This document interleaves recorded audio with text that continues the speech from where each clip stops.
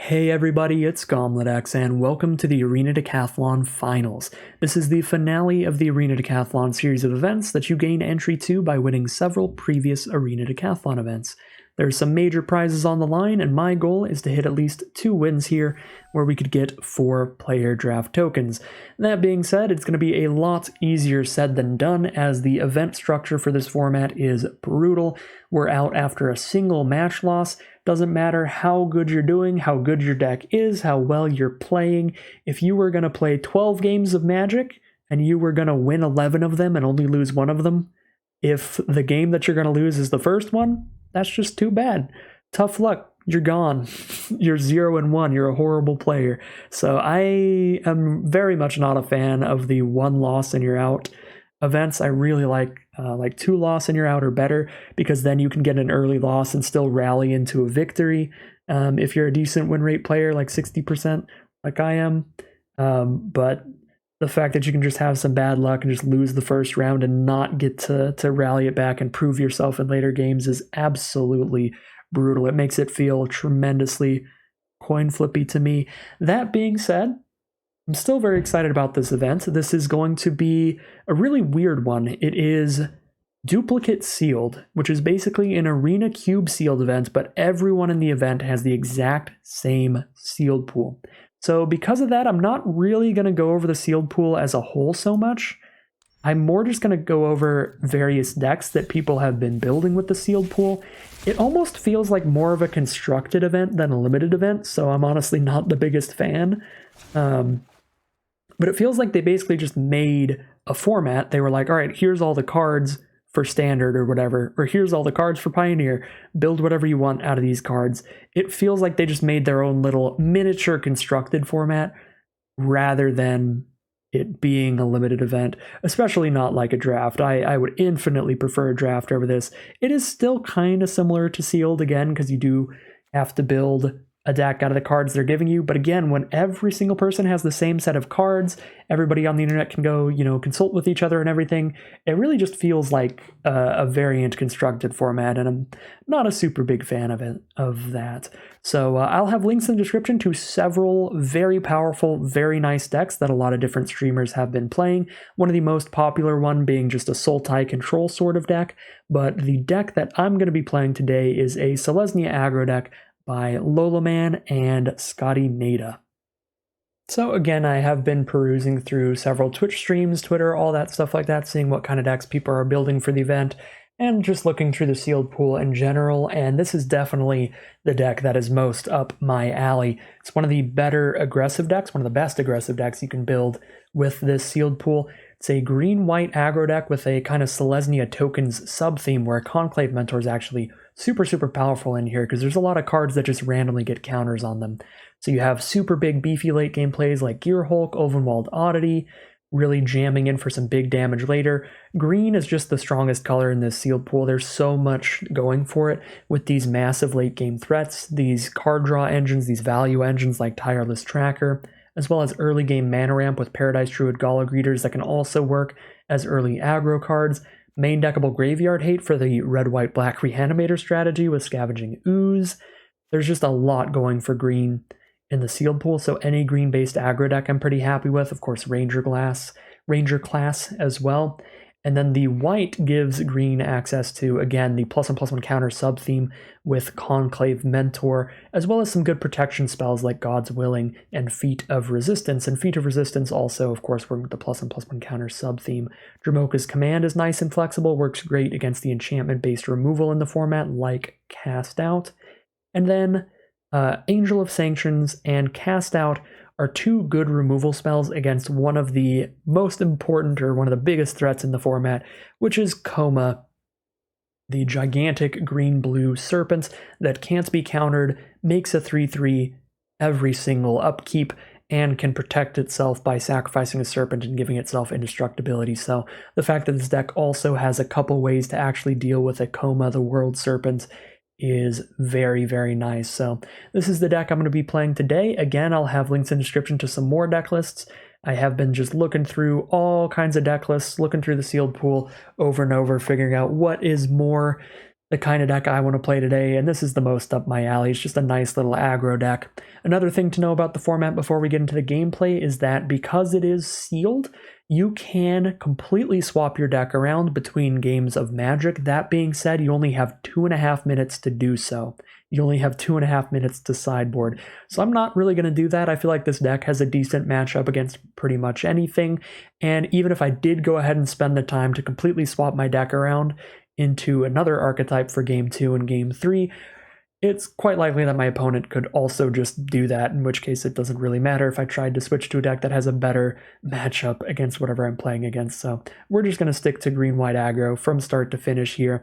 Because the other thing is, if you can't fully build your deck in 2.5 minutes, if you can't fully swap it out correctly, then it's just objectively better to stick with your first deck, because even if your opponent knows what's coming in game 2, you're going to be better off with a fully built, correct mana base, best potential non-creature and creature cards deck than one that's a little bit sloppily built, like hastily built.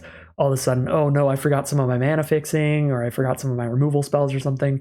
Like, a lot can go wrong if you're not really efficient at swapping your deck out in 2.5 minutes. So, again, just going to stick with this, just going to roll with a nice green-white aggro deck. Again, shout out to JustLolaman and Scottynada for showing off this deck on their stream. I was already pretty interested in some green aggro stuff. They started building some green white, and I was like, that looks phenomenal. So that's what we're going with today.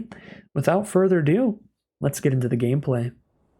All right, we definitely want to be on the play here. We're a pretty aggressive deck, and here we have turn 1 Sentinel, turn 2 Paradise Druid, except that this always comes into play tapped on turn 2, so I could just go Farmland into Paradise Druid, or just hope to draw land here. How important is this turn 2 Paradise Druid? Not that important, because it doesn't really ramp us up to 5. It gets us to Chatterfang if I don't hit another land. I think I'm just going to play Plains.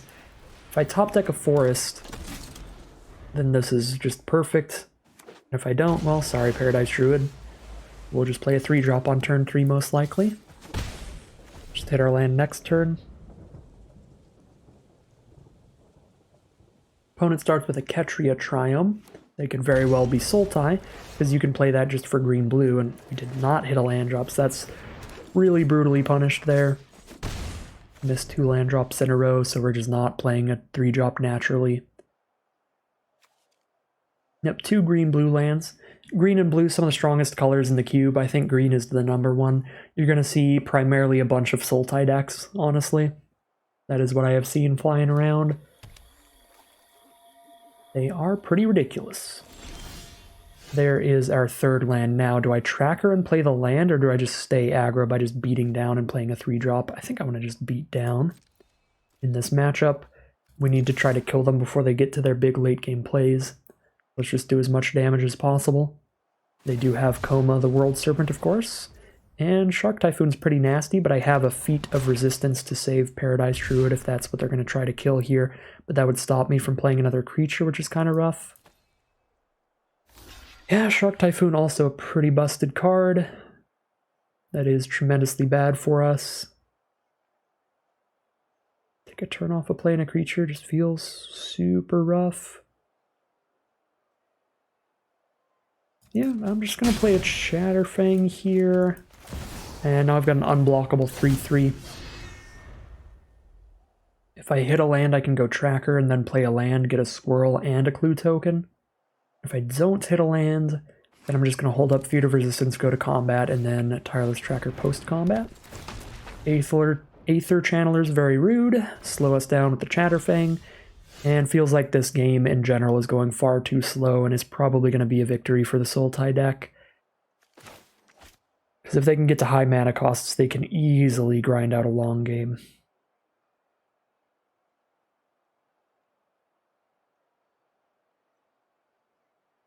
We just got a Tracker and Grove here.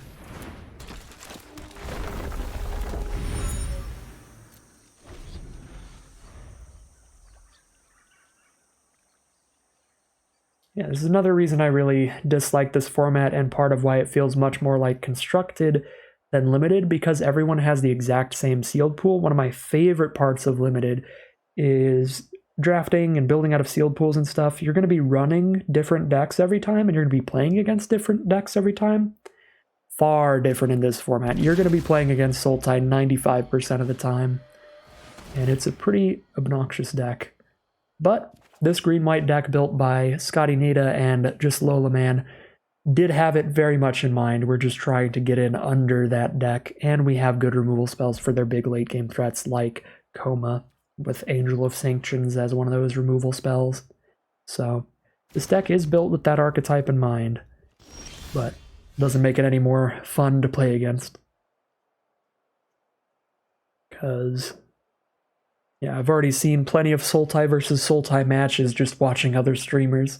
So I haven't even played the matchup much, and I'm already bored of it. So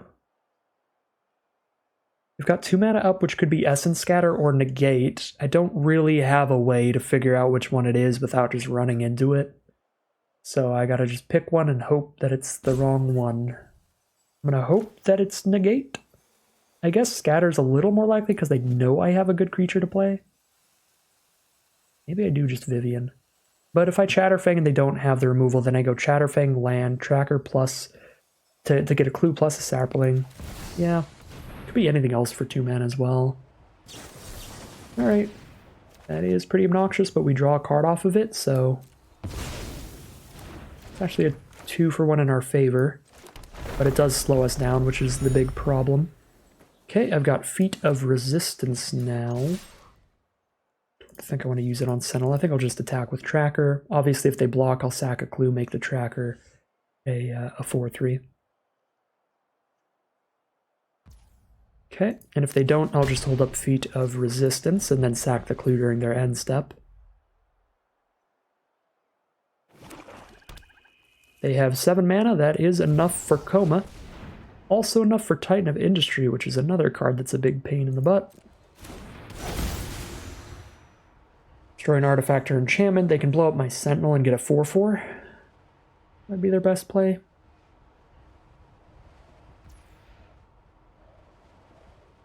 I'm going to go ahead and save the Sentinel, and I think if I get rid of their one target, the whole ability doesn't resolve. I might be wrong, but it's a possibility. If it does work that way, then this is an exceptional play. Oh yeah. If the whole ability has one target, they don't even get the 4/4. Because their target was nullified. That's so rude. Such a kind of contentious thing to say, but in my opinion, that's a really stupid way for it to work. I think they should just put separate abilities on the stack. I'm actually kind of disappointed that I could do that. I know it's good for me in this game, but that's really counterintuitive and not fun, in my opinion. I don't really want to Angel of Sanctions their Titan, because when it hits the board again, it gets all these ridiculous enter the battlefield effects again. So if they just kill Angel, that's so bad for me.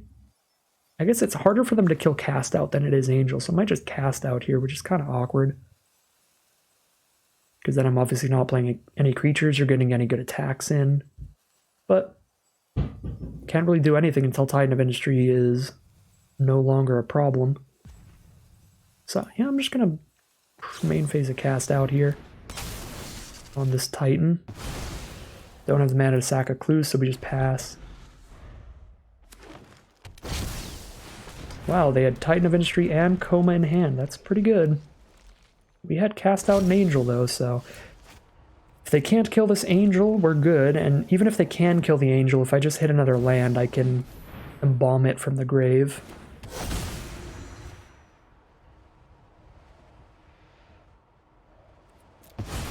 My opponent goes removal spell for Angel, and then we don't draw a land, we're probably dead.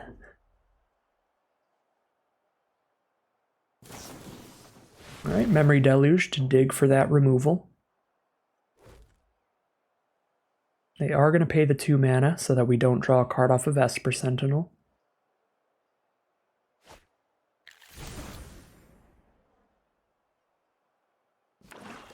And they have 3 mana up, dropping their own Tireless Tracker, passing the turn. Alright, we can start just getting in there with the Angel of Sanctions then.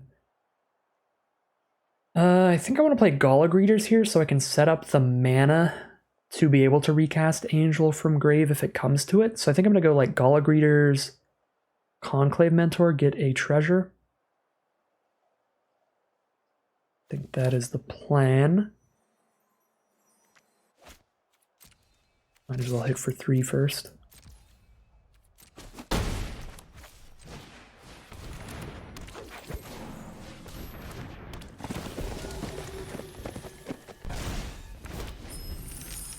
Now I have the ability to recast the angel. Right, investigating with the tracker, dropping Cityscape Leveler, there you go. They choose the cast out. They could have blown up Angel of Sanctions and gotten a coma back. I think this is better for me. Like, I just won't attack into the Titan. I'll just keep the Angel. I guess I have to kill Cityscape Leveler, otherwise it attacks and blows up Angel. So probably they just drew all 3 of their 7-8 drop bombs, Leveler, Titan, and Coma. We fought through 2 of them, but the 3rd might just be too much here. Because yeah, I do have to deal with Leveler or else I'm screwed.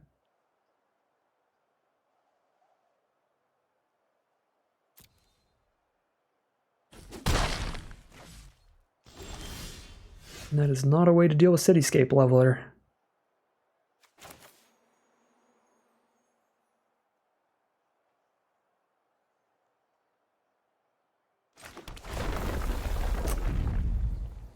Yep, they just hit all the massive late game gas at once. Titan into Coma into Leveler. No way to protect Angel anymore. None of our protection works against a colorless card anyway. No way to kill that. Drop Warden, go for some card draw. Try to still be able to find Lethal in the Sky somehow, but we have to get through a 7/7 reach. I've already spent 2 of my good removal spells. There's just no way. I'm actually going to remove a counter from Warden rather than getting counters on Mentor, because I think Treasure is pretty valuable here still, because we're going to have 3 cards in hand. Oh, and I guess I could just get, like, oh yeah, I get another creature out. Yeah, I should have put the counter on that, removed that, and then got the treasure. Oops, didn't see the 2-card kind of combo there going on.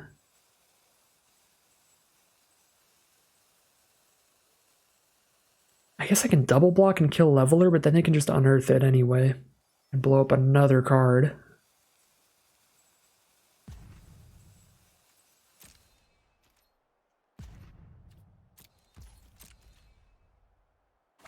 Now, game 1 seems like a loss here.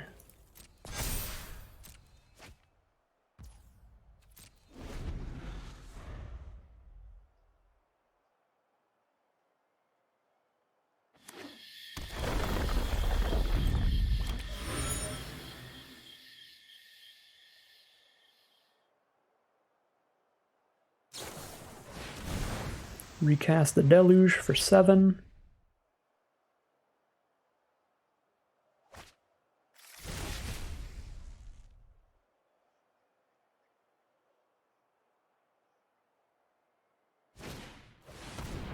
Midnight Clock can refill the hand.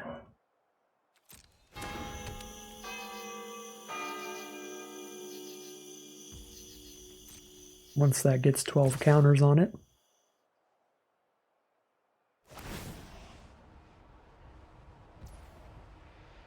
Right, Leveler blows up the Angel, they get a Coma back, they now have a Titan, a Coma, and a Leveler on board.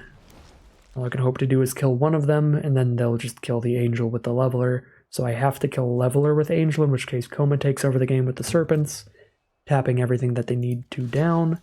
I could double block and kill Leveler, but then when I go to Angel to get rid of Coma, they will unearth the Leveler. Feels like my out here is to find the kill on Leveler here, and then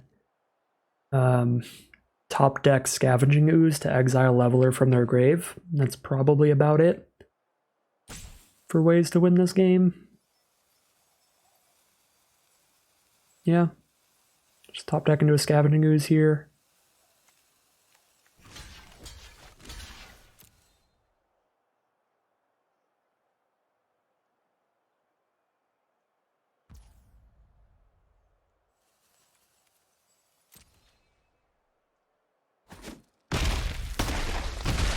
I guess I could have stopped 1 damage by sacking the clue pre-combat.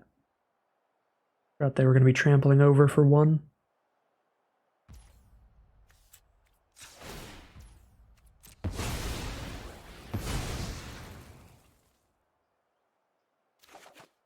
Alright, Fabled Passage is not a scavenging ooze.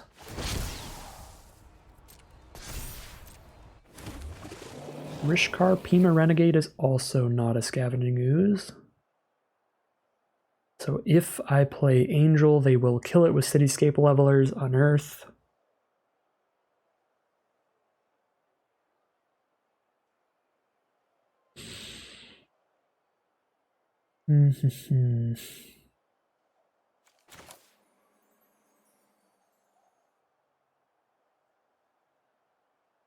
I play Rishkar, make Sanctuary Warden big enough they have to sack a Serpent to tap it down when we go to combat. Even try to make Gala Greeters big enough to get them to sack both Serpents. It probably won't happen, but then if they do, I could Vivian and shoot Coma to death. But we'll see.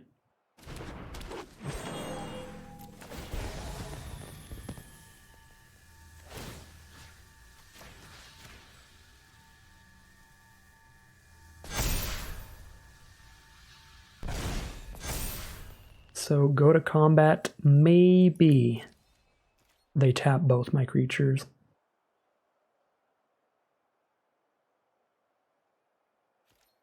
They tap none of them. Really protective of Coma. Well, I mean, I'm pretty sure I offer the trade of Sanctuary Warden for Titan of Industry. That'll get their 1 reach creature out of the way. And just try to play more flyers throughout the game. And I guess I could also just Vivian the Titan to death if we're certain that they're just not going to let us Vivian Coma, which looks to be the case if they're not going to tap this turn. Yeah, I guess I just Vivian Titan then.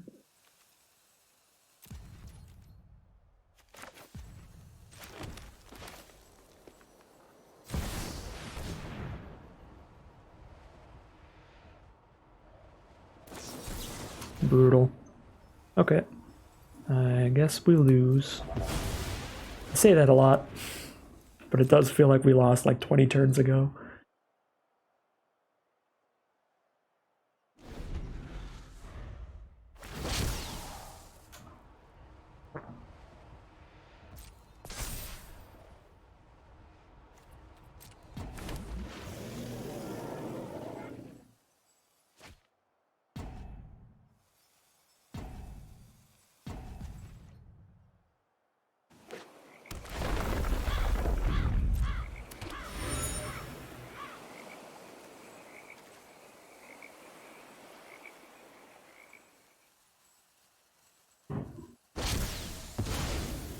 Interesting.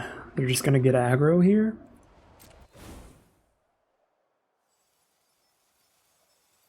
I'm gonna try to threaten for lethal. Tap down 3 things and haste out Leveler, kill another blocker.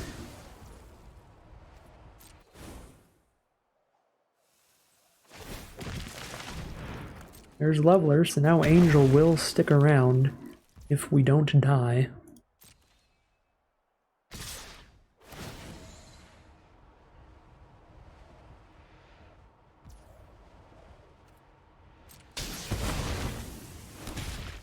Looks like we do, though.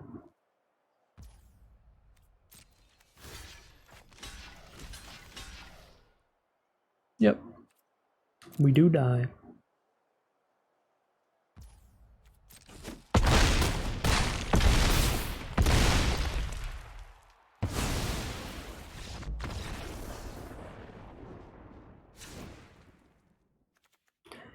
Alright, well, we need our opponent to draw less of their massive late-game bombs. We already have all the best removal we can use against this kind of deck with cast-outs and angels and stuff.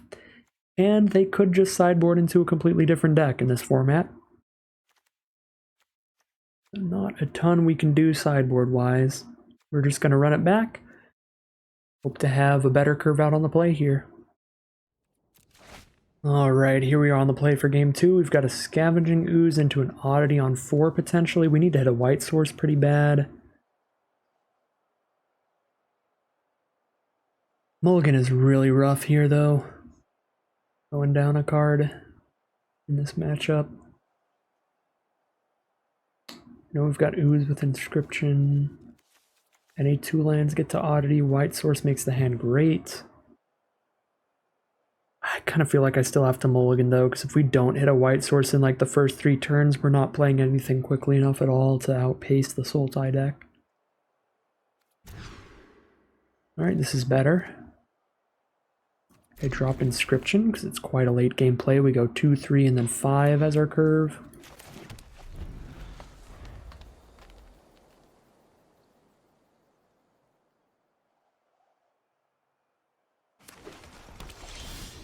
Alright, so we've got 4 out of the 5 mana we need for Gearhulk in hand. If I draw a 4-drop, then the hand pans out perfectly on curve. That's technically a 4-drop, but I would likely rather keep that in hand to get rid of their big late-game bombs. Here's a Chatterfang for a 3/3 unblockable. And if we can turn 5 a Gearhulk, it's gonna be huge.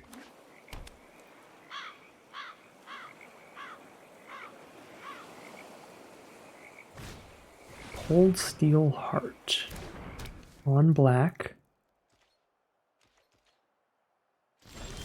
Okay, we've got a God's Willing here, so we hold up a God's Willing and a Cast Out.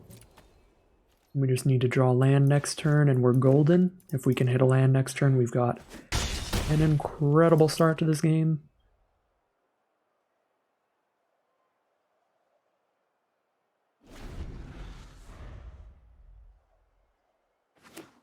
Alright, that is 4, 5, 6 mana now. 1 away from Titan of Industries and Comas and stuff. We have an Aether Channeler we will God's Willing in response to. And try to scry into a land. I was tempted though, if we didn't have to God's Willing this turn, I was going to be pretty tempted to cast out the Cold Steel Heart. Potentially to try to just stay on the aggro and keep them off Coma for another turn. Again, I could cast out the Coma itself, but if they have another hand like last game where they have 2 of the 3, then we're really doomed. And that's also super brutal. Have the Fading Hope here. Just counter our Scry and put Chatterfang in hand. Seems good.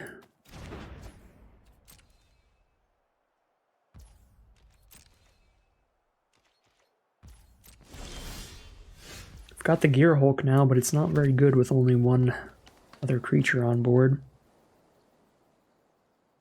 Still got to be the play while they're tapped out of Essence Scatter.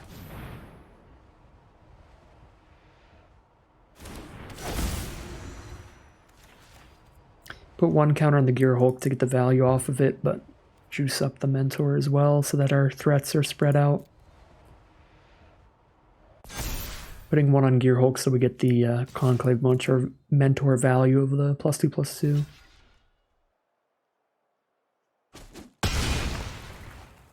And that's the super brutal part of them bouncing Chatterfang, is that we also lose a lot of Mentor value because we could have had a counter on 3 different creatures, so really adding up that way. But we've got 12 power toughness on board. That's still pretty threatening here.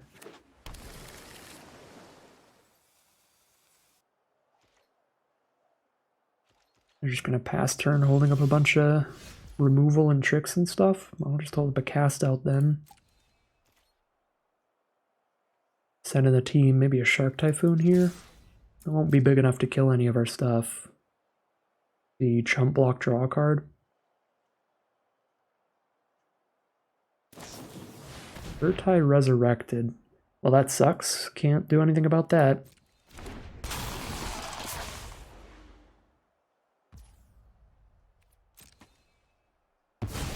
At least I draw a card. Esper Sentinel is the draw. Trump block with Urtai. We will drop the Chatterfang again and a Paradise Druid. If they tap out, yeah, if they tap out next turn, it's again most likely for like a Coma or a Titan of Industry. So I don't think we play an Esper Sentinel to try to draw a card. They had the Heartless Act as well for the Chatterfang, just all the cheap interaction this game.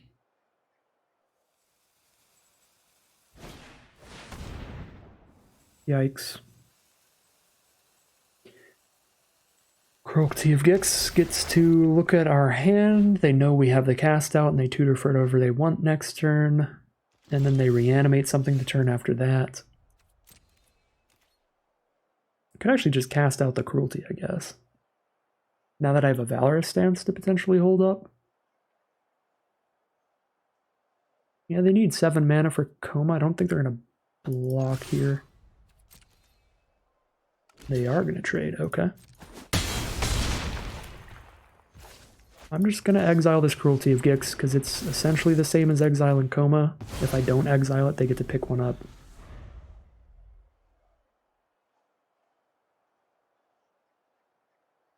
If they blow up this cast out, we super lose. But that's going to be the case even if it's exiling a Coma later. If they blow it up, we super lose. Midnight Clock.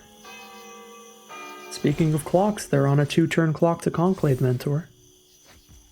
Yikes, 1 mana away from the Sanctuary Warden. Worst draw in the deck, let's go.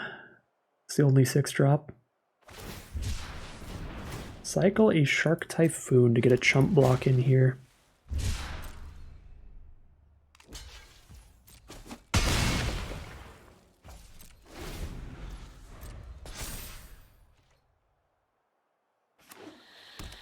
Play a land, that is the 7 mana they need. If it's a Titan of Industry, we're pretty dead. If it's a Coma, we probably win because we Valorous stance. Enter the God Eternals. That does not kill the Mentor, but it gains them 4 life and gives them a 4/4. The life gain's brutal, but we still kill them in 2 attacks. If I kill that, I think I would rather keep Valorous stance. Because they chump or go to 5 here. Ooh. Now I can Angel of Sanctions that. Kill them in 2 attacks. They have no blocks this turn. If they play a Coma, we can still win by kind of going wide.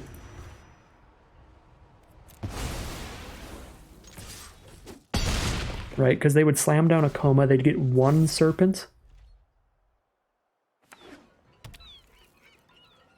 1 Serpent wouldn't be enough for them to win the game here. Yeah, Memory Deluge for card draw.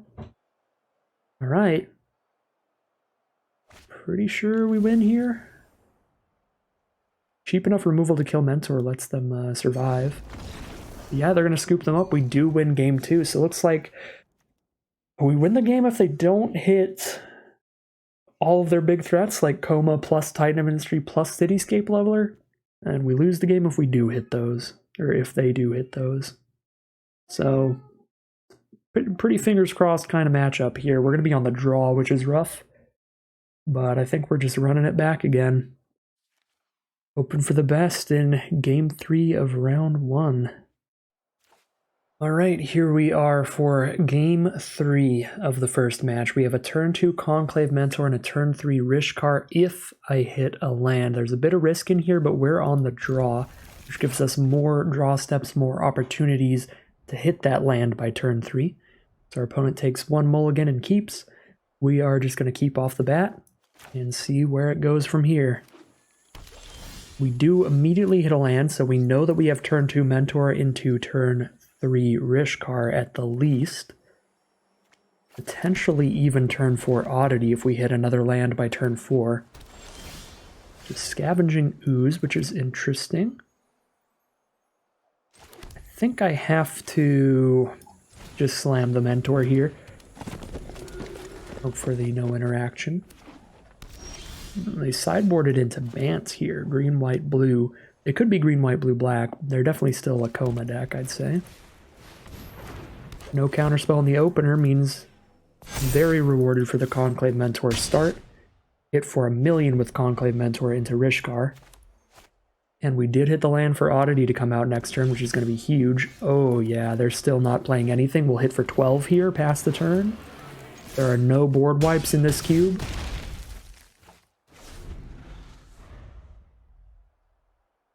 Enter the God Eternals would still be very good for our opponent, but I believe that's a 6-mana card.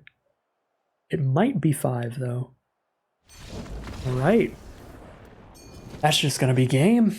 That was a very stressful match, but we find the win in the end. We're at least one victory in the Arena Decathlon Finals, so at least an average run. We will take it, and we've got some weird looking symbols there. I don't know what's going on with the symbols on the deck box. I'm just gonna hope that's a good omen as we head into game 2. Weird symbols there too. Yeah, Arena's having a little bit of a day. Here we are in round 2. We will 100% be on the play, and this is 100% a mulligan with no lands in the hand. This is way too many lands, but turn 1 Sentinel into turn 2 Ranger class is pretty solid, and we also have the Triome that we can cycle away if we flood out, so I am going to keep this and see where we go from there. So turn 1 Esper Sentinel here. Our opponent starts with a Sulphur Falls. We've got a Dramoka's Command as our first draw. Pretty spicy. Alright, 1 drop, 2 drop. Let's start curving.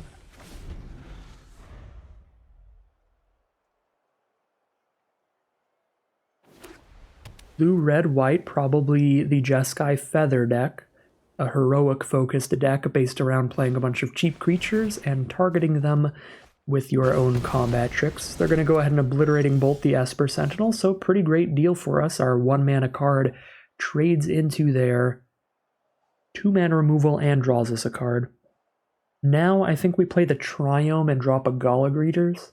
Could also play the Triome and start putting counters on my attackers, which is reasonable.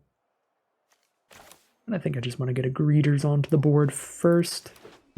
But we're definitely playing the Triome now that I drew a 5-mana card and I haven't actually drawn any more lands. And I guess, because I don't know what happened with my brain there, but I guess we're going to use Ranger class instead of Gala Greeters. Again, I think both lines are super solid, because either line I take next turn, I'm just going to play Greeters plus command or Ranger class plus command. I'll just spend all my mana on doing whatever I didn't do that turn. And now we get them to spend a Flames of the Firebrand entirely on the Wolf, so that worked out very well in our favor. The alternate would have been us having a 2/2 Wolf and a Gall Greeters down, and they would have killed both with Flames of the Firebrand, so I guess my brain just kind of stumbled into the correct play for me there. And this also makes Oddity hit really hard off the top. So very lucky to have a weird little brain fart activating Ranger class instead of playing Greeters there, because it certainly plays out much better against what our opponent had in hand there.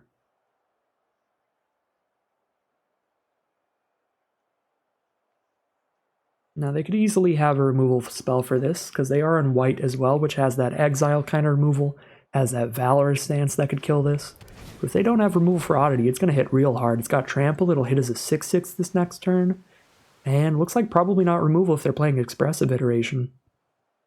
Essentially draws them 2 cards. One goes straight to hand, the other goes to exile. They have to play it this turn. And it's a God's Willing, and they're going to scoop them up. So they were 100% that Jeskai Feather deck, but they just hit the wrong cards at the wrong time. One of the big reasons I'm not a huge fan of the deck, and it's going to pan out really well in our favor. Just like no early game creatures. They hit a God's Willing with no creature on board. Yeah, brutal stuff for them. We're just going to run it back for game 2. Here we are now in game 2. Our opponent is going to be on the play. We've got another really sweet curve. Gala Greeters into Chatterfang is always fun. You get to play the Gala Greeters. Then on turn 3, play the Chatterfang, get a treasure from Gala Greeters and a 1/1 scroll from Chatterfang, which then triggers the Greeters again, so the Greeters also gets a counter on it. Absurd start. Gonna be real hard to mulligan a hand that can do those 2 from the start. And we have more plays later, which is even better. So very happy with this hand. The one flaw, of course, is our opponent is on a deck with a lot of cheap removal, and they are on the play this time, so they get to play a Sprite Dragon, and now they just get to play a 2-mana removal spell on our Gala Greeters and be very happy with it.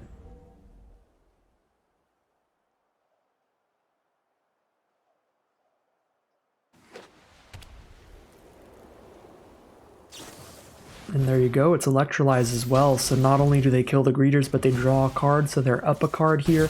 Incredible start for our opponent on the play.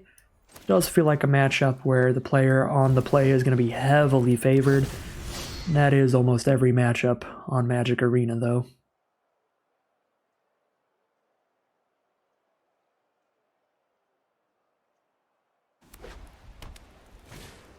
Tenth District Legionnaire for a haste creature that gets more counters on it. They're going to use a combat trick to have Legionnaire win the fight, like God's Willing or something like that. So I believe I need to just pass here. I'm probably just dead no matter what. Right down to 12. Got a cast out now. If they have like God's Willing or something, that's going to be super brutal. I only need one blocker because they only have one attacker on the ground, so I'll just hold Lieutenant back as the blocker. It's got protection from multicolored anyway, so it can block Legionnaire and just definitely not die. So I think we'll put a counter on Chatterfang and hit for 4 here.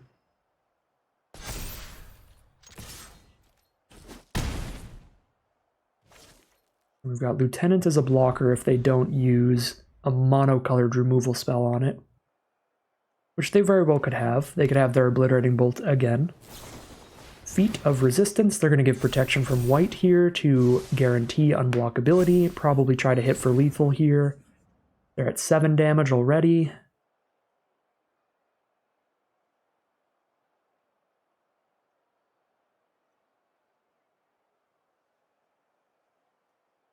I think if they just kill us going really explosive here, we're just going to run it back again, because this again just feels like a matchup that came down to who was on the play. Because if we were on the play, we could play our Gala Greeters on 2, pass to them, they could play their second land. They couldn't afford their Electrolyze until their turn 3, and by then we would have already had Gala Greeters into turn 3, Chatterfang getting the treasure and the squirrel, and we would handily win the game from there because we'd be ahead in mana and creatures by far, even through an Electrolyze.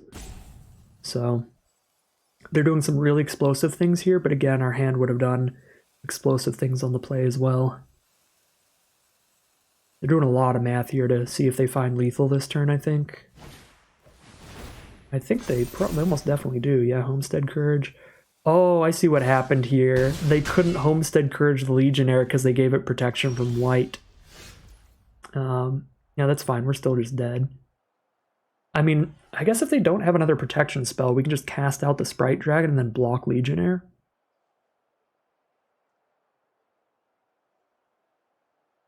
That is the best play. I can't Vivian and shoot the Sprite Dragon because my creatures aren't big enough.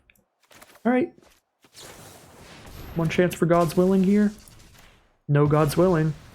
Attack with only the Vigilant creature so I don't die to Obliterating Bolt. And then if they can't kill Lieutenant, then I just block Legionnaire. Ooh, alright. They didn't Valor Stance Lieutenant there. Interesting. Oh, because they're going to bounce Lieutenant? Sure. Still got a chump block. Or they'll just permanently kill the token. Cool. Still got a free chump. They're out of cards? Well, this is huge. Free chumps all day. Thank you, Lieutenant. Very cool. Now, Angel of Sanctions if I hit another white source. Do I play Vivian, kill the Channeler, and just hold up a chumper? I do want to play it real safe here. But I can't really. Like, I can play one creature or I can kill one of their attackers. I need to kill Channeler if I'm not playing another creature. Otherwise, they make Channeler 3 power and just kill me. So, I think I'm going to Vivian Channeler away and then just hope they don't top deck away to kill Lieutenant.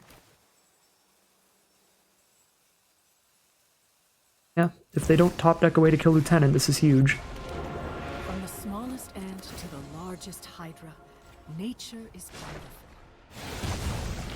We're gonna tear you apart. Yeah, they basically have one turn to find a way to kill Lieutenant, otherwise we're just going to start playing a ton of blockers and getting counters on everything, and yeah, getting counters on Lieutenant would make it so even if it dies, we get a 2/2 Vigilant creature to block. Double strike and trample, right? Yeah. Well, that sucks. Good top deck for them. They had one opportunity to kill us, otherwise they were going to lose pretty handedly. And they hit well. If I hit one planes earlier that game, we would have won. So close.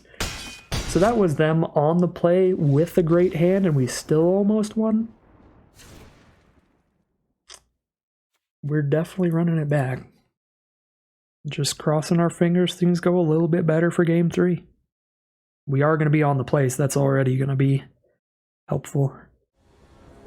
Alright, here we are for the final game of round 2 on the play again. That is unfortunately a snap mulligan, very bad opener, just a one-lander. This hand is not a ton better, but it's decently interactive, and I can't really mulligan down to 5 here. I think we have to get rid of probably Feat of Resistance here.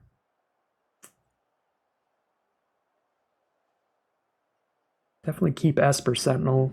I don't think we can get rid of a land. Although if I miss all my land drops, I could cycle the cast out. Maybe I do get rid of a forest. It's kind of reasonable, but I feel like it's probably just better to get rid of the Feat of Resistance. I don't think it plays incredibly in this match. It plays fine. That's really close. I'm going to get rid of the land here. The idea of going turn 1 Sentinel, turn 2 Ooze, and then just holding up Feat of Resistance does seem kind of good. Because then they just play any removal and we use that and keep stuff on board. Or we can win a combat with it. Alright. Yeah, and we're just going to hit our lands naturally as well, which is wonderful. We'll just do our thing, hold up our instance.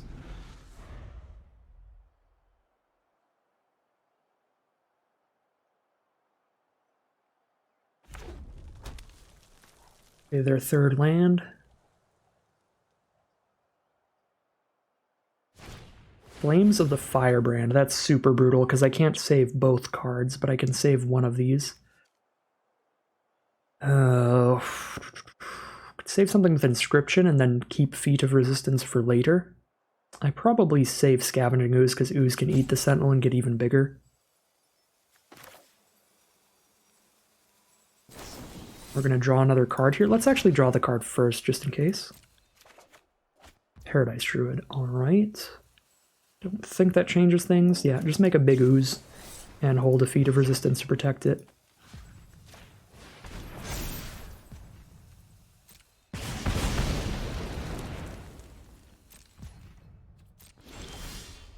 Valorous Stance is the draw.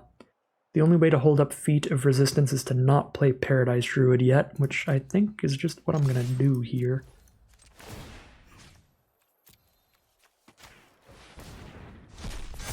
Because if they just can't kill this thing, then there's not a lot they can do. They have plenty of creatures that chump it later. Alright, there's Deputy of Detention, pro-blue, or pro-white. I guess pro-white is a little better.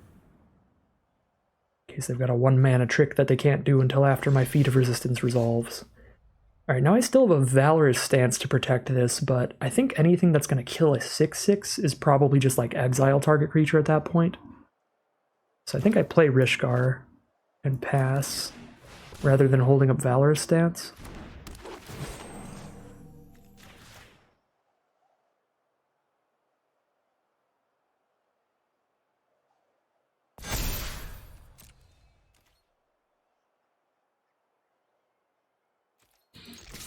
I think there's like... They could bounce Ooze with blue spells, which I can't save with Valorous Stance. And they could exile, which I also can't save with Valorous Stance, so I'm pretty sure most removal they could use on Ooze. Valorous Stance just isn't going to save it from. Seasoned Pyromancer. Alright, that definitely gives them some jump blockers. Gives them some time. Oh, unless they just discard lands. Well, it draws them more cards, and then it gives them chumps next turn. If I exile it from the board, they have no chump blockers, and they're on a turn 2 clock, and still have to hit bounce spells and stuff for ooze. Tempted to just cast out the Pyromancer. If it goes in their grave, they do get 2 chumps. This is a little risky, but it is a high reward play if it works out. It does just make them real quickly dead. And yeah, even if they... Dang. That was the one spell in their entire deck that Valor's Stance would have been good against. I can almost guarantee you. All of their red burn wouldn't have been enough. All the blue spells bounce it, which doesn't matter, and they have exile removal, which wouldn't have mattered. That's so brutal. They're still at 4 life facing a Paradise Druid now, which they'll die to in 2 hits. So we're playing off the top, see who gets luckier here. They are hitting Triumphs to cycle, which is nice.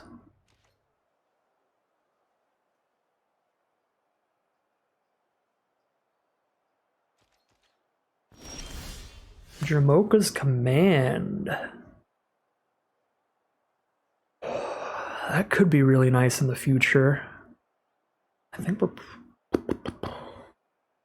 can send in, they try to take the trade, and then we make indestructible. But they've got 3 cards to play around with that could change that. I'm actually weirdly interested in just holding up the Druid. And just having a Hexproofer. Waiting till I can get in a position where it's just like guaranteed immediate lethal. Yeah, Stance is pretty good to have against Feather, so I might just shoot Feather.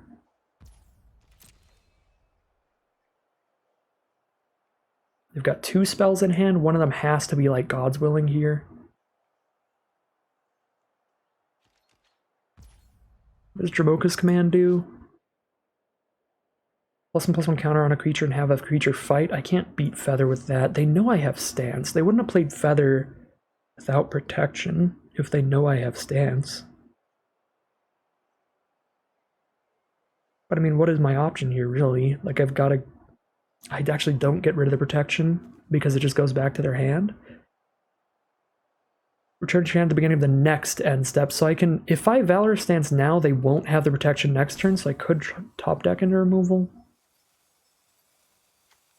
I know I can resolve Command, but that's not going to kill Feather.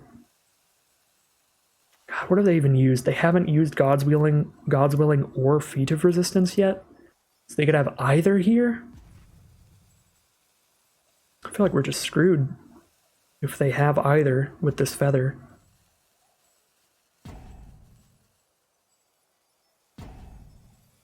I'd probably just wait. Load things up. Vivian off the top? I can't cast Vivian without tapping the Paradise Druid. Which means the Druid won't have the hexproof that it needs to be threatening. Potential lethal.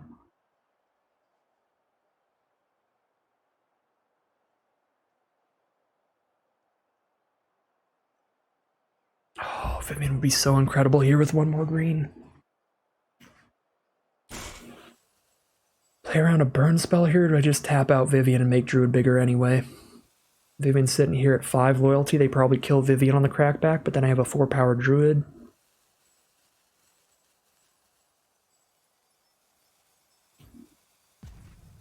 This is all kinds of rough.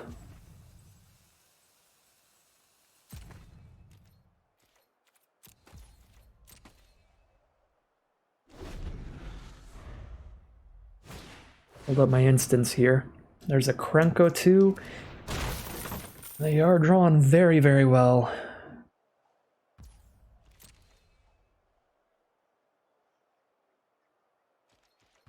Pass the turn. I need a 4-power creature for Vivian to kill Feather. I draw to my own God's Willing. I can Vivian plus God Willing my Paradise Druid for lethal if I had another green source. I guess Their creatures aren't all the same color.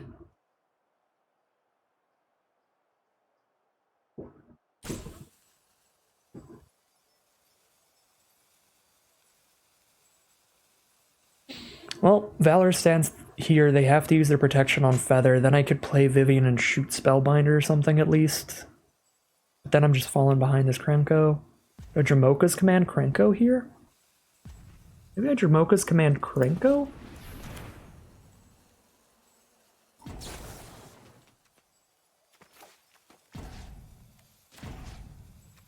Oops.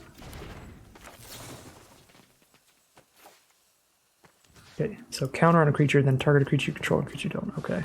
Do that. See what they have. They're going to let it resolve so that Feather sticks around, is the plan.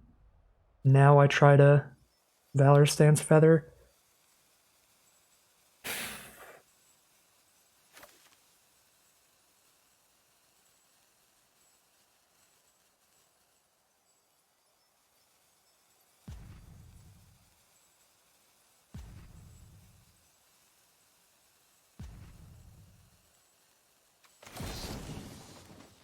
Yeah.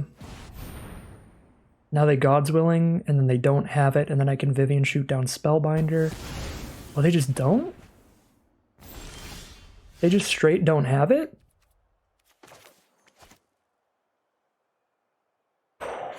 Okay.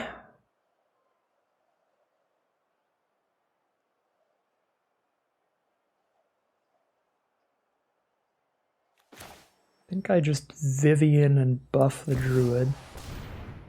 But it's not going to have hexproof now, so they can kill it. My heart beats in unison. Maybe I even just shoot their creature here. I'm going to go for the buff. Because if I go for the shoot and then they have removal for Druid, then I lose Vivian and my Druid. But this way they don't kill Vivian on the crackback. Even if they kill Druid. Okay, so they have sorcery speed removal for Druid, and then yeah, Vivian goes down to 2.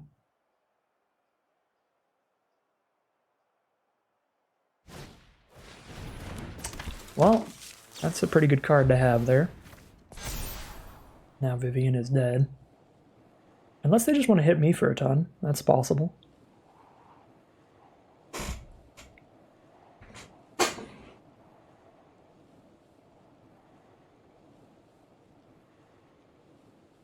In which case I get to play Tireless Tracker and shoot one of their things. I could see them hitting Vivian for like 3 with Spellbinder and hitting me with the rest. But I don't think that they're gonna not hit Vivian at all. Okay, they're gonna go ahead and hit Vivian with the double strike and just hit me for 3. Fair enough. I've endured worse. Tireless Tracker's pretty big here. It's a good card draw when I flood out. And I have hit a land for it. Let's draw our card. If we hit Ovenwald Oddity off the top, that would have been hilarious. Both their creatures are tapped. I play the green haste creature, like the rudest person ever. Unfortunately, Tracker can't get trampled, but if it could, wow, would Gearhulk be exceptional here? It is still pretty good, because they're tapped out. They have no cards in hand. Well, they're not tapped out, but they don't have cards in hand, so... I have 4 +1/+1 counters here. If I put them all on Tracker, Tracker becomes 7 toughness, and then they can't kill it even if they block it, because I can make it 8 toughness by sacking the clue. So they have to just chump.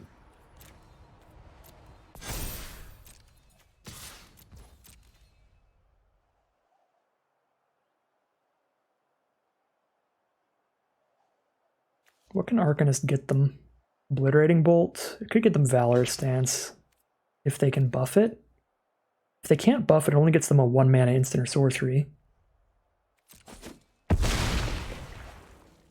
Which they don't have. They have Reckless Rage, that's it. Oh, dang it. It gets Reckless Rage for Gearhulk. I should have put 1 counter on Gearhulk, I think.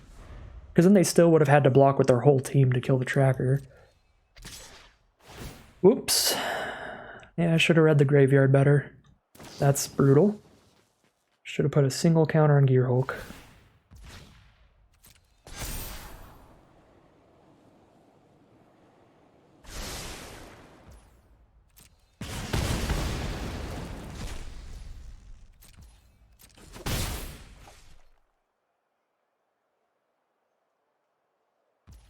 Alright, Tireless Tracker's still doing its thing.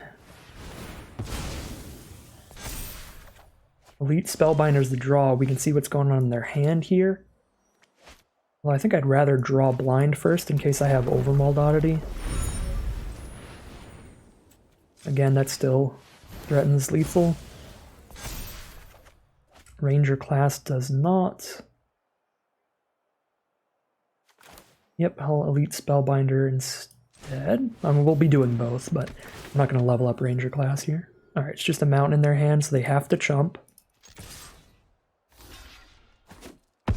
They've got just an Arcanist. Here's a Ranger class. They're super dead on board. They found a Cathartic Pyre to discard the mountain and draw a card. And it's just a land. It is not a solution. So we find the victory there. That is 2 match wins. Now I'm happy, no matter what happens. And yeah, definitely highly recommend this deck. This has been a good one. I don't think I've been playing perfectly, but we still found our victories here. For our 2-win run, we're going to be getting the Phage the Untouchable Avatar and 4 draft tokens, and honestly, I would be fine to resign right here, but just for content, keep it going, see if we can get some wild cards, see if we can get some cards from Phyrexia All Will Be One, but don't worry about me. If we immediately lose the next game, I might be a little sad we lost the game, but I don't really mind not getting these prizes. They're just constructed for collection purposes, so I don't really need them. I got 4 draft tokens, so definitely got some payout there. Pretty happy with that as we head into game 3. Here we are in round 3, unfortunately starting with a definite mulligan. Keeping a solid hand, though. This is a good 6-card hand. Turn 2 Ooze. Grab another green source so we're all ready for Vivian.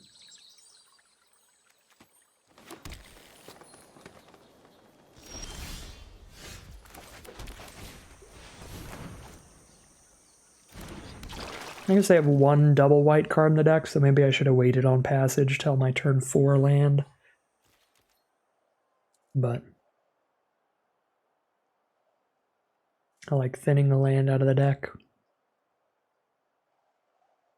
So we are against green and blue. This could be Sultai, green, blue, black, the best mid-rangey, control-y kind of deck here. They definitely run Shark Typhoon in that deck, but you'd run that in any green-blue deck in this format. Any blue deck, period. And they are Sultai, another green, blue, black matchup. It is. This time with completely indiscernible lands. I have no idea what colors these are unless I look really close and see the name Forest and Island on them. Because they are just straight brown. Shipwreck Marsh also kind of hard to see the colors because they're just at that border at the top when it's full art. I think I'm actually going to Elite Spellbinder and see if I can tax something in their hand a bit here.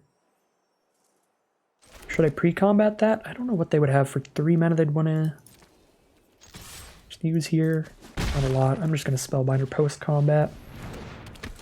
See what they've got in there. Urtai is the scariest card. They don't have the second black source on board for Murderous Rider right now. They have to play Swamp Murderous Rider next turn. Wow, this is really bad for us. Game 1's looking like a loss. Whatever I take here, if I take Urtai, they still have Binding the Old Gods and Murderous Rider. If I take one of those, they still have Urtai, and then they have the board wipe late game.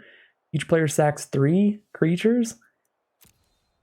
This is tremendously bad for us.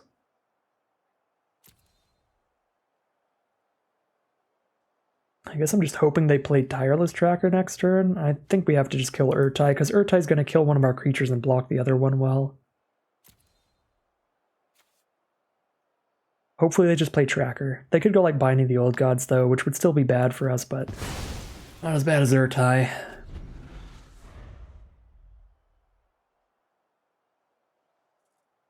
And then the thing is they still have Urtai on turn 6 to do it a later time.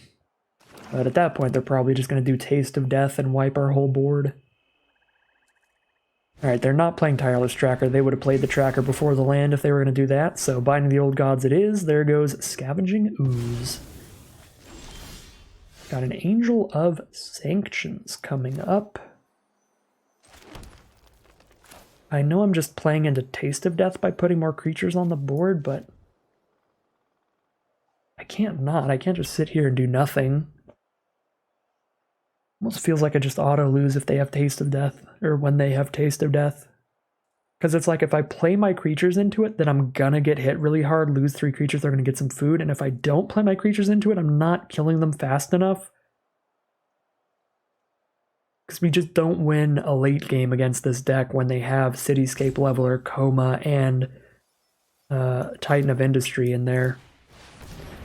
So, I think their hand's just exceptional here. This is probably a game 1 loss.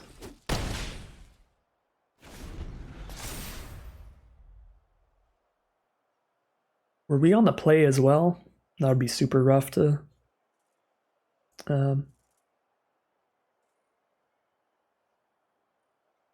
fumble our game we had an advantage in. I know we took a mulligan. I don't remember if we were on the play or on the draw. I feel like we were on the play. Short-term memory does not exist. Alright, so Binding the Old God gets another land. If they've drawn 1 more land in the past 2 turns, they can play a land in Taste of Death next turn. If they're just going to use targeted removal here, we're going to assume they don't have a land, or they do have... No, if they do use targeted removal, the only reason that would make sense is if they don't have the mana to Taste of Death next turn, because otherwise they're just going to kill everything with that anyway. Okay, so we're going to Tireless Tracker, and play the land, get the clue from Tracker, be open to using Taste of Death. Okay... I don't think I play Angel of Sanctions into the Taste of Death. That would be horrifically bad. We would Angel their Tireless Tracker away, then they would use Taste of Death. We'd sack all our creatures and they'd get the Tracker back. Yeah, that seems tremendously horrible. I think we probably just attack with Elite Spellbinder. I could attack with both. Can hold up an Inscription if I hold Rishkar back. If I attack with both and Rishkar just trades for Tracker, then they don't even have to Taste of Death. They can just Urtai away the Spellbinder and be far ahead on board. I guess I'm just attacking with Spellbinder then. Play around the single target removal that we know they have 2 more of. Because they might just play it out that way. Now that they put a Tracker on the board, they are losing their own creature to Taste of Death. So... this probably implies that they want to keep going the 1-for-1 removal route unless I give them a good reason to play the board wipe. So I'm going to make sure not to give them a good reason to do that. Oh, their board has Death Touch this turn, so Inscription's not even a good spell to hold up. Because it'll just be a trade because of the Death Touch. But we definitely weren't playing Angel of Sanctions. It's not like there was a super, like, way better line or anything. Probably just hold the cast out in the Angel of Sanctions for when they do draw into their Coma and their Titan of Industry and such.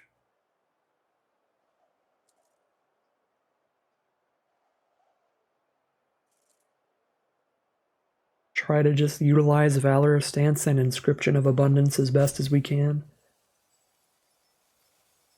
Protect our stuff from their Urtai and all that. So they're going to Solemn. They do have double black and 1-up, so they have the Murderous Rider mana to kill the Spellbinder, but I can Valorous Stance to counter that.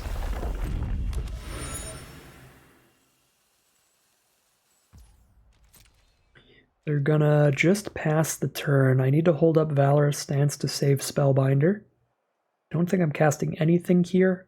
If I tap out for Inscription, that gives them a great opportunity to Murderous Rider whatever I try to use Inscription with. Vivian. If I had a little more mana, that would be very exciting, but I still gotta be holding up this Valorous Stance. We kill them in 2 attacks, because we attack with Spellbinder. They try to Murderous Rider it, which makes them lose 2 life. And then we just give it Indestructible and hit them for 4 more. We hit them for 6 here. We put them down to 4 life. And then they kind of just have to Taste of Death now. So we get that out of the way. I guess they can Urtai instead, never mind. They can still Urtai the Spellbinder, but then they are very low on life.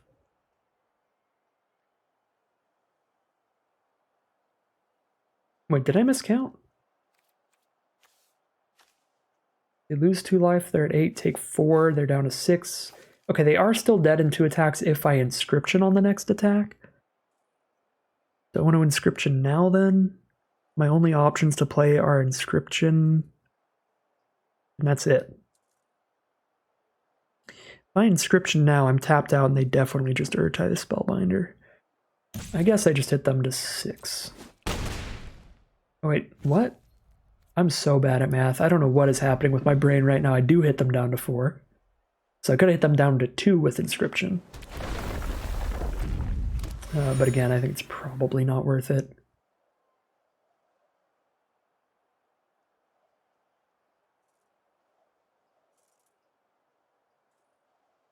Taste of Death also gains them like 6 life, doesn't it? It gains them 9 life. Yeah, Taste of Death is going to be pretty big.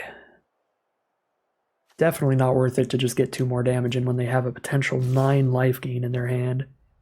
Yep, and if they're attacking in like this, that means they're going to Taste of Death. Pretty much guaranteed.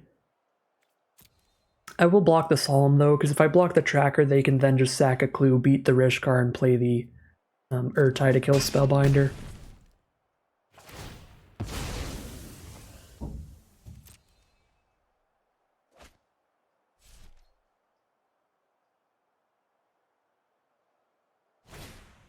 Yeah, there's the Taste of Death.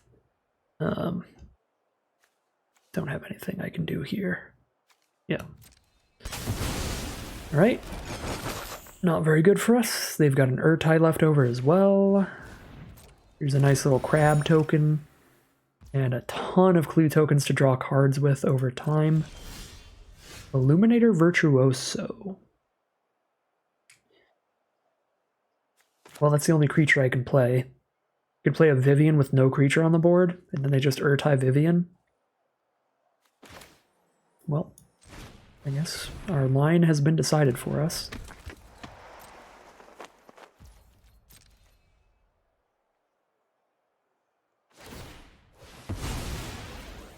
If they ever let Virtuoso in, we can turn that into a surprising amount of damage. But they have 3 card draws banked, 9 life gain banked. They are very, very set up to grind the game out. So unless they play really, really poorly and let a Virtuoso in while they're completely tapped out, we don't have much of a shot here. We'll still play it out though. If nothing else, try to just start playing quickly and see if we can get the chess clock in our favor if it goes to a long 3-game match. Alright, play Murderous Rider. They still have the 6 mana up for Urtai if I do anything fancy with Virtuoso. Conclave Mentor to play as well. You just play Mentor and pass. Again, if I try to Inscription Virtuoso, they're just going to Urtai it. If I play Vivian, they're just going to Urtai that. We don't have a lot we can do now. They're just pretty fully stable. Ooh. Just trying to skip through my turn with the spacebar, not trying to make terrible attacks, Arena. Arena sees the Inscription of Abundance in my hand and it's very excited about attacking in with a 3/3 double striking Virtuoso. But yeah, then I just get Urtide on my Virtuoso. Alright, so start to sack the clues.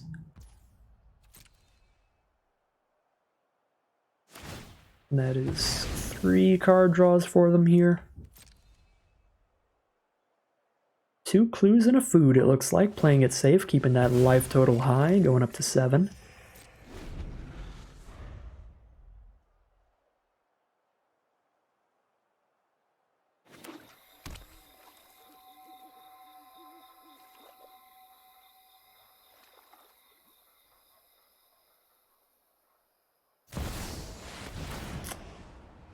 Alright, Cityscape Leveler's pretty deadly.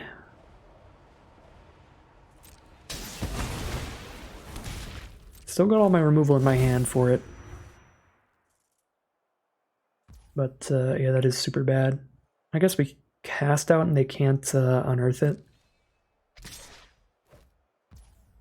They are tapped out of Urtide now. So a block inscription is reasonable. 2 mana up. Probably about the best my inscription's gonna do here. We have a 5/5 to attack them with after I cast out the leveler. I should have done that pre-blocks in case they had exactly negate in hand. Okay, cheap removal gets us either way. I guess that played better against cheap removal because I stopped their life gain. Well, I need to play this to be able to play Angel in the future. Kinda have to cast out the leveler.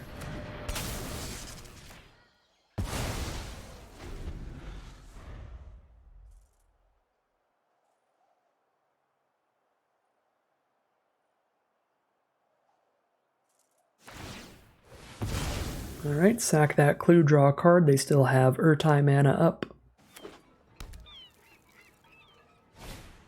Midnight Clock, they still have Urtide mana up. Cool. So Urtide can just counter whatever I want to do, so we gotta lead with the weakest stuff. We just drop an Esper Sentinel. Now I can just get Vivian countered so that Urtide's gone, and then I can maybe actually Angel of Sanctions. I mean, it's not great, but it's all I have. Yeah. Urtide counters Vivian, and then I can actually use Angel of Sanctions. Yikes. That is very bad if they have negate. So they still have Urtide for the Angel. So if they do get a Coma or a Titan of Industry, it will demolish my soul. I mean, I guess they'll be tapped out of using the Urtide to counter the Angel, but then they can still play the Urtide to kill it.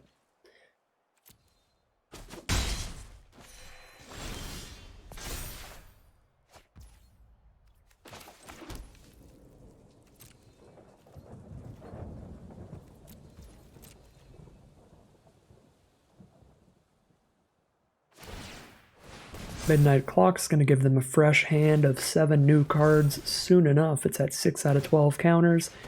They are speeding it up all the way to 8 now.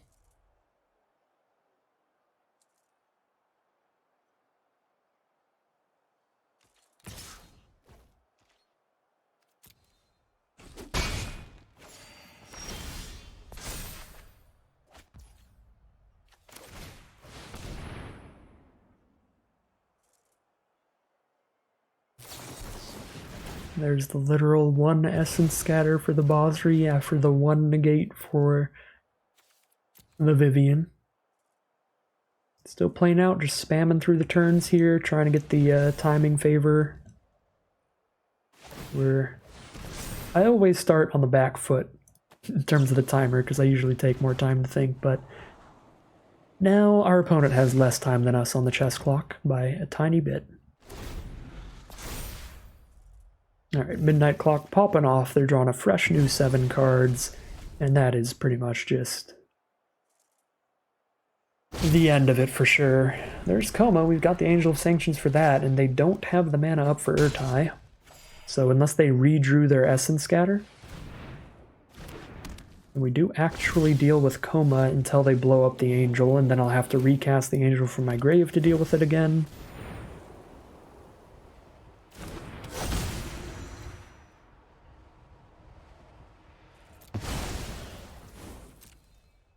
I guess I might as well Esper Sentinel. They redrew the Fading Hope. That's also pretty good. Alright, we're dead next turn. I'm just going to spam this spacebar button until I am killed. Even if I play Esper Sentinel, they tap it down with their Serpent and attack with everybody else for lethal. Alright, pretty rough there. They just had the Taste of Death in the opener with a hand that also had like 4 targeted removal spells, so it'd be pretty much impossible to break through that. It's a really nice starting hand for this matchup. Yeah, we've played this exact matchup before. We just do it the same way here. Just get as aggro as we can and cross our fingers. Heading into game 2 of round number 3. Alright, here we are for game 2 of round 3. We're going to be on the play Esper Sentinel into Greeter's Chatterfang. Greeter's Chatterfang, always a ridiculous combo. Snap keep here, let's get this going.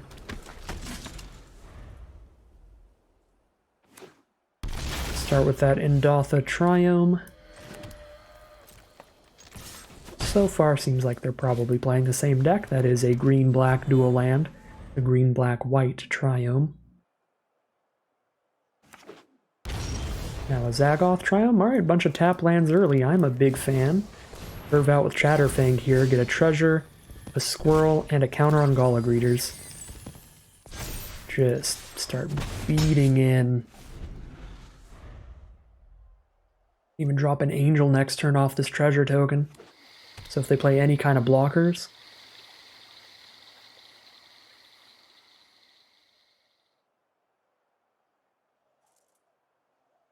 Keep curving out and keep their board clear.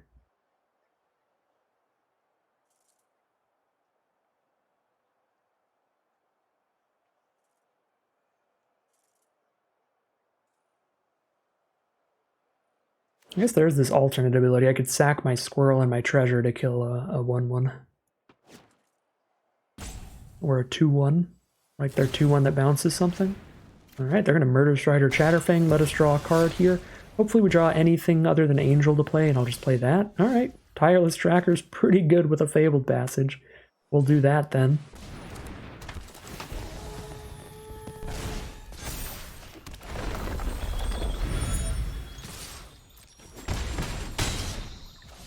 I've already got the triple green. We'll just grab another plains here.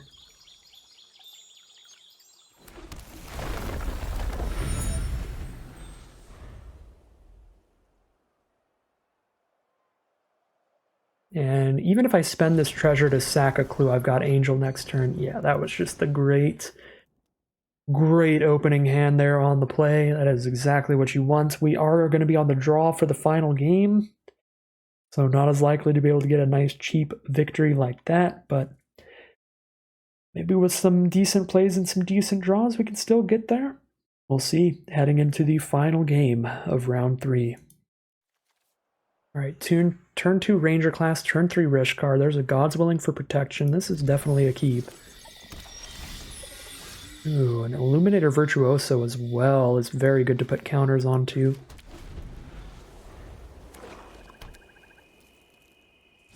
They've got a turn 2 Paradise Druid. Alright, already not a fan of what's going on over there. That's already a solid start. I think I'm going to go Virtuoso into Rishkar here. Highest potential upside. Most explosive amount of damage available. And they're just going to have 4 mana untapped here. I think we have to just go for it. I guess I could just hold up a God's Willing and play a Ranger class or an Ooze instead. Play a Ranger class and I've got an alternate way to start getting counters on Virtuoso. This plays around Urtai a little bit.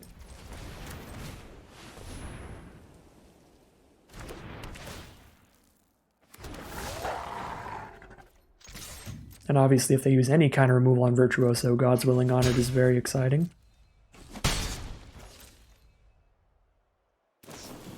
Memory Deluge is the play. Okay. Well, I guess we should have just made them have it. Went for the Rishkar there, hit for 4. Obvious in hindsight, since we know they had a Deluge. Whereas, it looks like they probably didn't have an Urtai. Again, those kind of lines, much easier to know after the line has happened, which line would have been the best. It's a lot harder when you just don't know what's in the opponent's hand, what is better to play around. Just play around nothing and just go for max damage, or do play around the Urtai while still setting up pretty solidly with Ranger class.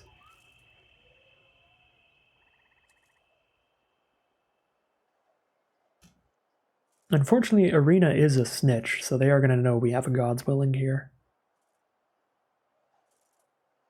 Because it's going to keep asking us if we want to pass through when there's no reason to cast God's Willing right now.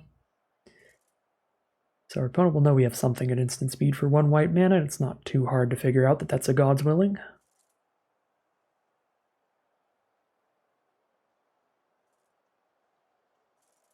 We are very fingers crossed they don't have a Taste of Death here. Ooh, Cruelty of Gix is the play. So they're going to be tapped out no matter what they choose. They're not going to be able to put a creature on the board at all?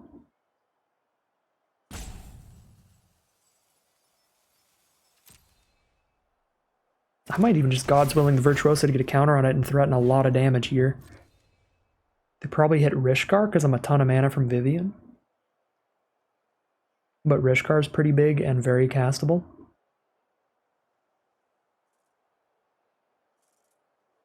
Yeah, I need 2 more green sources to get to Vivian. Maybe they hit the Skoos because we can exile whatever else they put in grave if they don't choose Skoos. Okay. As to our turn, I think I want a God's Willing Virtuoso right now to connive, draw a card, put a +1/+1 counter on it, make it a 2/2. It's not playing around removal, but they know we have the God's Willing, so they can play around that in the future. I mean, I can hit them for 8 here. Because I can make it a 6/6. I can connive it up to a 2/2. Well, not a 6/6. I can make it deal 6 damage. I can connive it up to a 2/2 and Ranger class it up to a 3/3.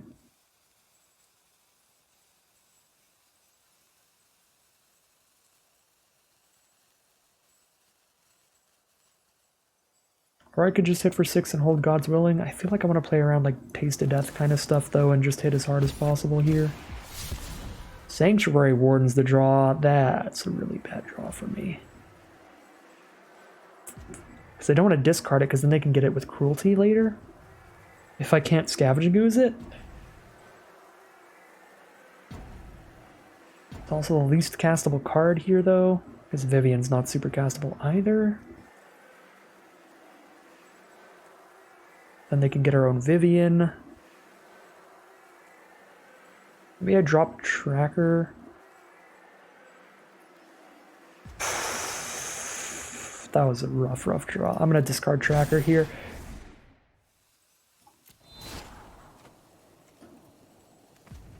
We go Esper Sentinel and level up the thing.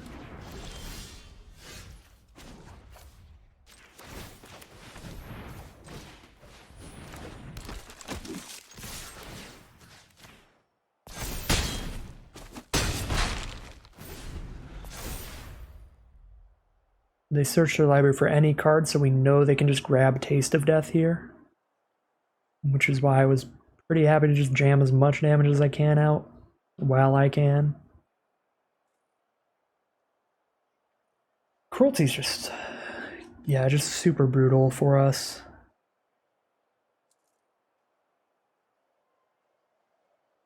Because they're just going to get Taste of Death no matter what. They just need 1 land. They kill everything that we've done here, whether or not we hold up God's Willing.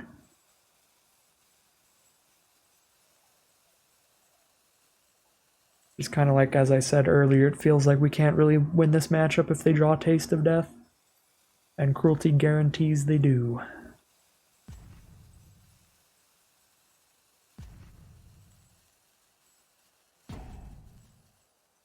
Probably go Taste of Death, play a land, use it. If we hit a forest, we really want to hit a forest so we can play Scavenging Ooze and then exile whatever they try to reanimate with Cruelty of Gix as our game plan. If they don't have a land in hand to go with the Taste of Death, then Cruelty's not going to work here. Well, there's land plus Taste of Death, I'm guessing. If they had the Taste in hand, they could have tutored for the land. If they had the land in hand, they could have tutored for the Taste. And then wipe our whole board. And get a bunch of food. Yep. There it is. Nice to draw the card here. Nice to have the Scavenging Ooze. Angel of Sanctions. I can't afford that yet. My only play that I can afford is the Scavenging Ooze, which I will do, and then I will exile whatever they bring back with Cruelty. Whatever they try to bring back with Cruelty. That's why I really didn't want to discard Ooze here.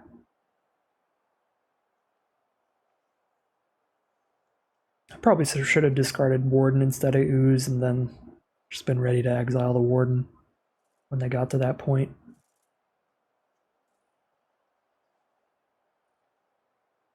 Okay, let's exile that.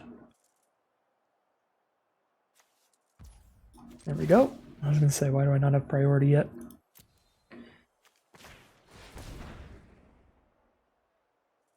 I have nothing else to do with my mana, so we'll definitely just counter the Cruelty value there.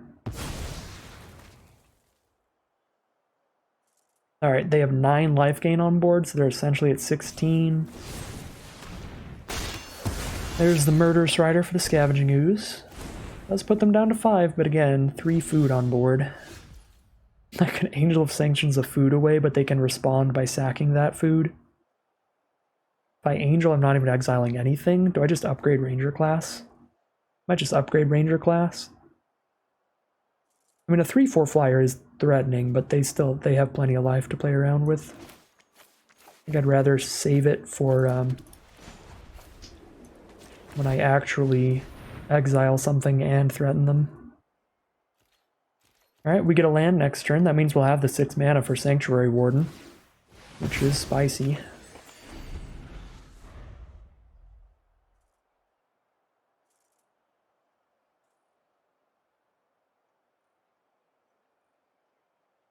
We'll also have triple green for Vivian. That is our 3rd green source.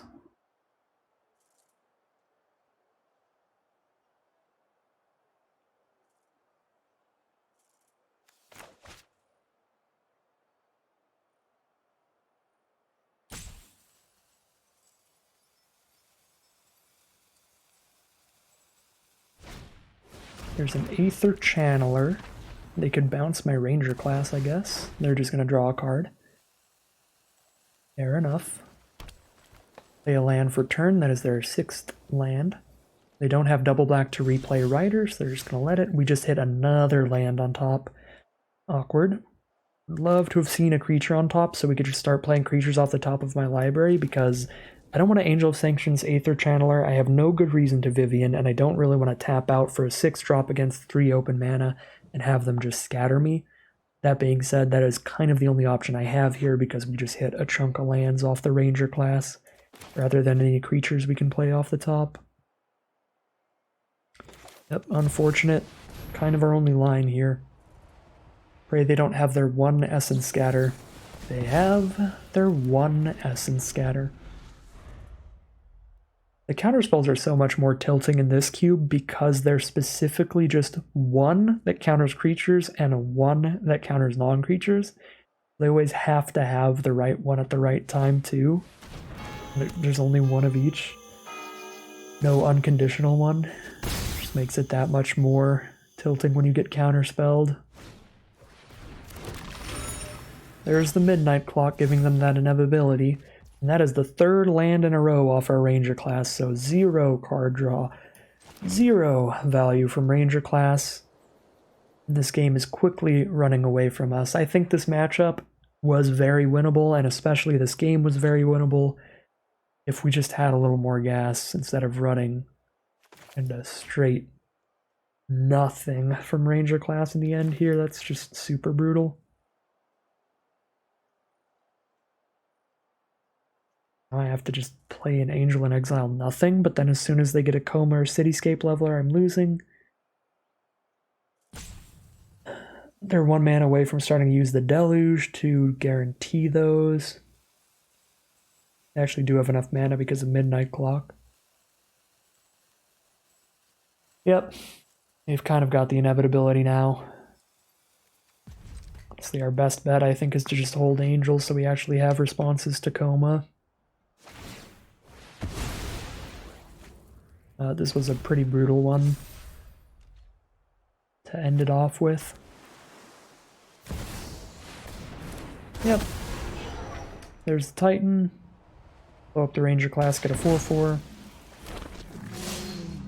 Now I don't even get to see what I had on top, I just get to flood out.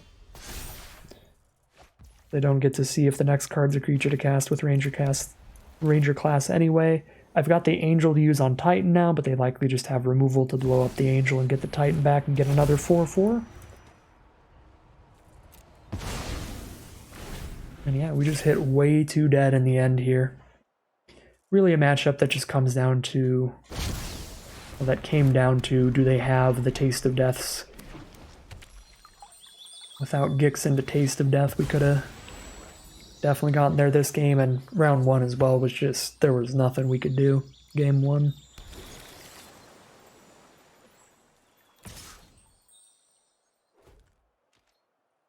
I mean, I could have made the Taste of Death cost 8 mana in game 1, but then they still...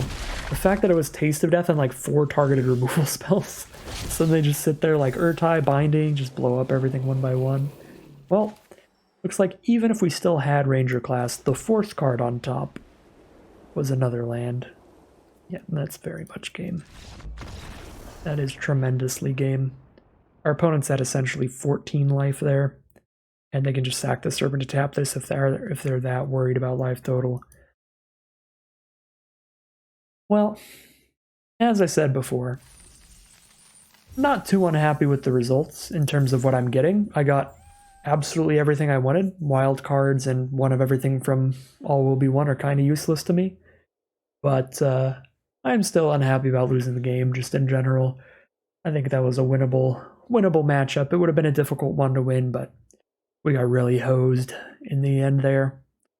Well, still won 1 game at least. Still 1-2 in the final matchup, and I do think this deck is really nice. 100% think this deck can and does beat the Sultai deck sometimes. I mean, we beat a Sultai deck round 1. Yeah, pretty happy with the results overall. 2-1 is pretty nice in a single elimination event. That's actually a pretty great record, all things considered. And getting a bunch of draft tokens is awesome. And the exclusive avatar, so I don't have to worry about not having that as well. So we got all the exclusives and stuff. Super good record. I will take it. Well, super great rewards. Super solid record. We'll absolutely take it.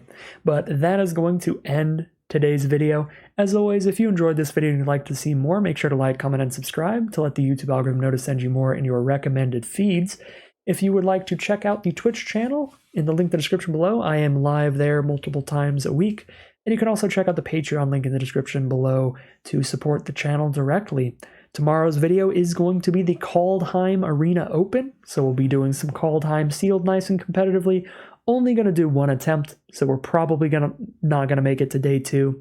But I do several attempts of all of these standard legal limited arena opens. So once the Phyrexia and All Will Be One arena open will come around, we'll do like 4 or 5 attempts, however many it takes, to try to day 2 that one. So cool stuff on the horizon. Stay tuned for all that if you're interested. And as always, thank you very much for watching, and I'll see you again soon for some more Magic Arena.